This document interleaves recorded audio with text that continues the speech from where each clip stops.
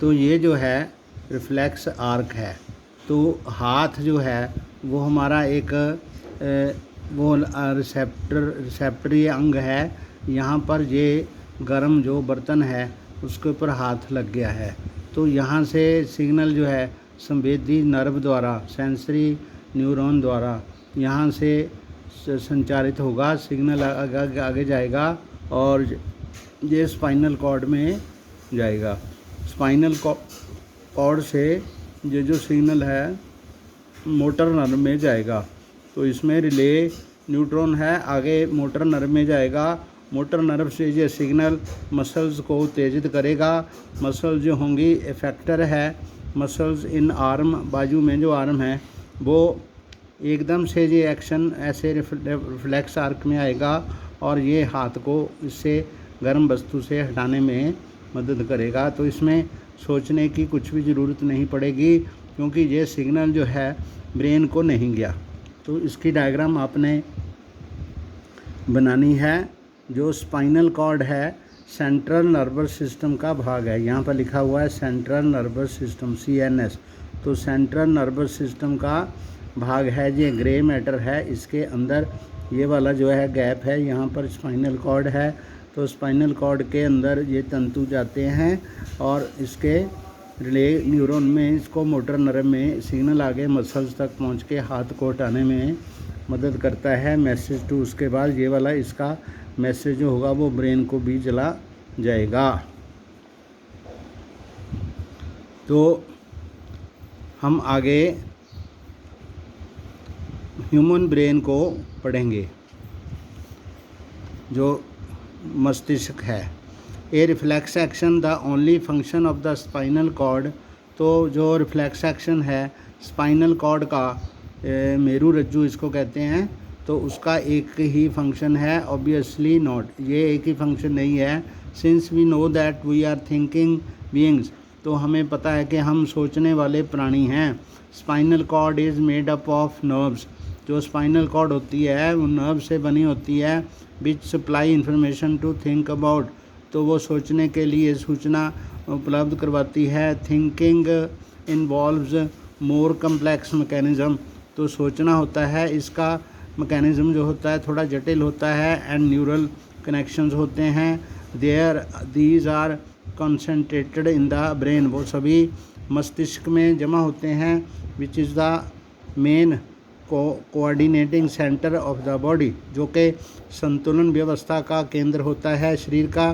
The brain and spinal cord constitute the central nervous system. तो जो brain है और स्पाइनल कॉर्ड है मिलके एक केंद्रीय nervous system, central nervous system बनाता है, जिसको CNS बोलते हैं। They receive information from all parts of the body and integrate it. और दिमाग में, हमारे दिमाग में सारे बॉडी पार्ट से सूचनाएं आती हैं और यहाँ पर उनका एकत्रण होता है। We also think about our actions, हम अपनी जो भी क्रियाएं करते हैं पहले उसके बारे में सोचते हैं। जैसे writing, talking, moving a chair, एक कुर्सी को हिलाना, सोचना, लिखना। Clapping at the end of programme, तो प्रोग्राम के अंत में ताली बजाना। Are examples of voluntary action, तो ये जो वॉलंटरी एक्शंस होते हैं जो हम अपनी मर्जी से करते हैं, उन एक्शंस की उदाहरण हैं। Which are based on the deciding what to next, तो वो हम ये फैसला करते हैं, सोचकर ये फैसला करते हैं कि इस क्रिया के बाद हमने अगली क्रिया कौन सी करनी है।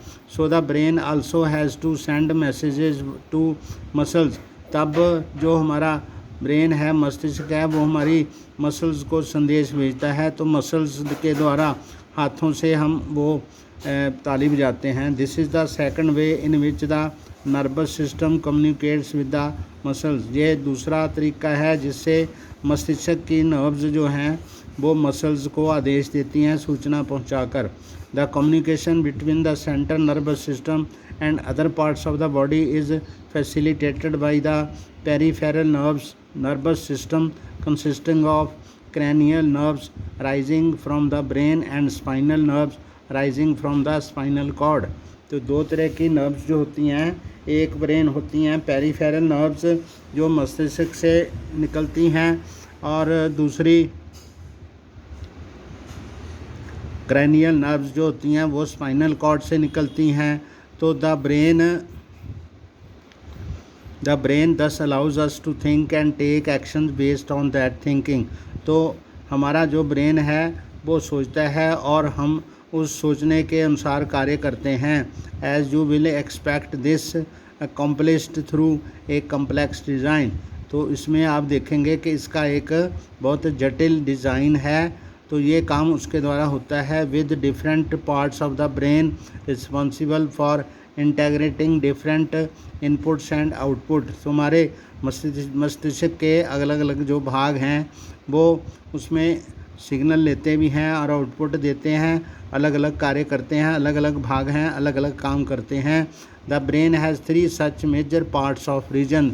तो जो मस्तिष्क है उसके 3 विभाग हैं मेन, जो 3 रीजन हैं, जो नेमली द फोर ब्रेन, एक तो आगे वाला ब्रेन है, और फिर मिड वाला ब्रेन है, बीच वाला ब्रेन है, और हाइंड ब्रेन और पिछला ब्रेन है। मस्तिष्क को हम 3 भागों में बांटते हैं।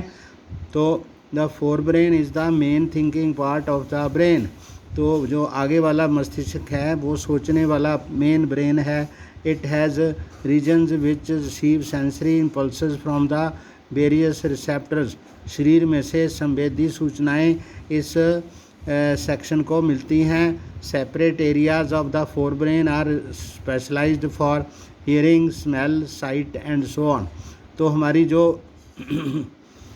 जो संवेदी अंग हैं, जैसे नाक से हमें स्मेल आती है, आँखों से हम देखते हैं, और त्वचा से हम महसूस करते हैं, कानों से हम सुनते हैं, मुंह से हम बोलते हैं।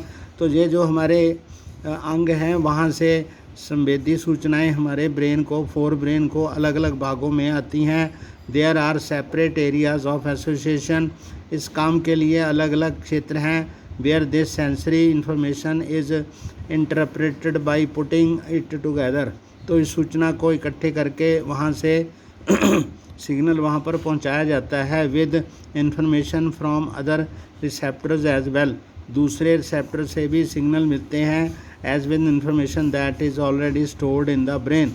तो उसी को फिर हम दिमाग के अंदर जो पहले से सूचना एकत्र की गई होती है उससे उसका मिलान होता है बेस्ड ऑन